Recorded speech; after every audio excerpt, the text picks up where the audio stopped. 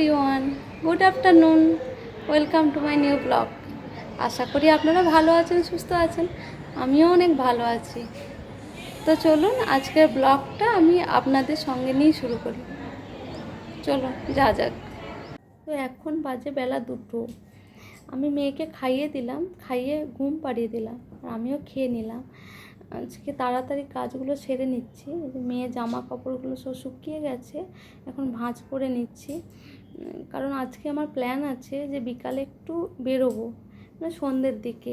এখানে কাছে একটা মন্দির আছে, আমাদের ফ্ল্যাট থেকে 10-15 মিনিট হবে, বেশি দূরে নয়। ওখানে যাব, বিষ্ণু মন্দির। সেই জন্য তাড়াতাড়ি কাজগুলো গুছিয়ে নিচ্ছি। কী বলুন তো, অনেক দিন মন্দিরে যাওয়া হয়নি, সেই জন্য যেতে ইচ্ছা করছে। আর মন্দিরে গেলে কি বলুন তো, মনটা খুব ভালো হয়ে যায়। আমরা যে মন্দিরে খালি পায়ে হাঁটি না, তখন আমাদের শরীরে একটা পজিটিভ এনার্জি চলে আসে। শুধু মনের দিক থেকে নয়, মানে শারীরিক, মানসিক, সামাজিকতার মেলবন্ধন ঘটে মন্দিরে। তাই আমার মনে হয় সকলেরই যাওয়া উচিত মন্দিরে। মাসে 2বার যাওয়াই উচিত। তো আমার গুছানো হয়ে গেছে, এবার জামাগুলো আয়রন করে নিচ্ছি হাজব্যান্ডের। সপ্তাহে একদিনই আয়রন করি, ফলে পুরো সপ্তাহ চলে যায় আর আয়রন করতে হয় না। এদিকে মেয়ে উঠে গেছে, সে হাই করো। মেয়েকে বলছে হাই করো, না ও দেখছে শুধু আর হাসছে। করবে না, আসলে এই পরে ঘুম থেকে হাই করে উঠেছে তো। হাই এবার আমি মেয়ের হাই করে জন্য দাও বাবা। মেয়েকে আপেল দেবো, সেজন্য আপেলটা রেডি করছি। প্রত্যেকদিন জুস করে দিই, কিন্তু আজকে কুড়ুনিতে কেটে ছোট ছোট করে দেবো, দেখি খাই কি না। খাওয়া হয়ে গেছে, ও খেলছে। ওর বাবাও চলে এসছে, বাবার সাথে খেলছে। আমি ওই ফাঁকে রেডি হয়ে যাচ্ছি। আগে রেডি হব, তারপরে মেয়েকে রেডি করবো। রেডি হয়ে গেছি, এবার বেরিয়ে পড়বো। তো চলে এলাম মন্দিরে। তো মন্দিরে ঢুকলাম। এখানে কি বলুন তো, মন্দিরে ঢোকার পরই পা ধুতে হবে, দিয়ে ওপরে উঠতে হবে।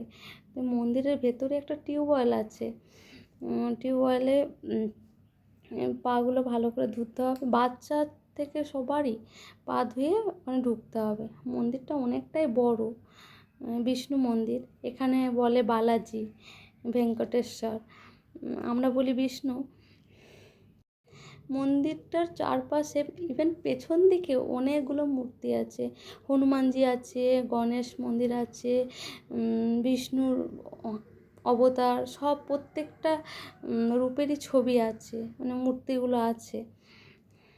অনেক লোকজন আসে মন্দিরে, খুব ভিড় হয়। আবার সন্ধ্যের দিকে নাম কীর্তনও হয়। তো আজকে একটু দেরি হয়ে গেছে আমাদের, সেজন্য বেশি লোকজন নেই, তো আছে। অনেক বড় মন্দির তো, চারদিকে ছড়িয়ে ছিটিয়ে আছে। এটা হচ্ছে রাধা মা, আর এখানে হচ্ছে এই কৃষ্ণ ঠাকুর এটা, আর বালাজি বিষ্ণু মন্দির। দেখো এটা হচ্ছে লক্ষ্মী। আজকে আমি পুজো দিইনি, আজকে একটু দেরি হয়ে গেছিলো, সেই জন্য পুজো দেওয়া হয়নি। অন্য দিন আমি পুজো দেব। আজকে এমনিই ঘুরতে গিয়েছিলাম, তো পুজো ওখানে প্রসাদ খেলাম। গেলি মন্দিরে গেলি প্রসাদ দেয়, তো প্রসাদ রাখা থাকে, দিয়ে দেয়। তো খেলাম, খাওয়ার পর বেরিয়ে গেলাম।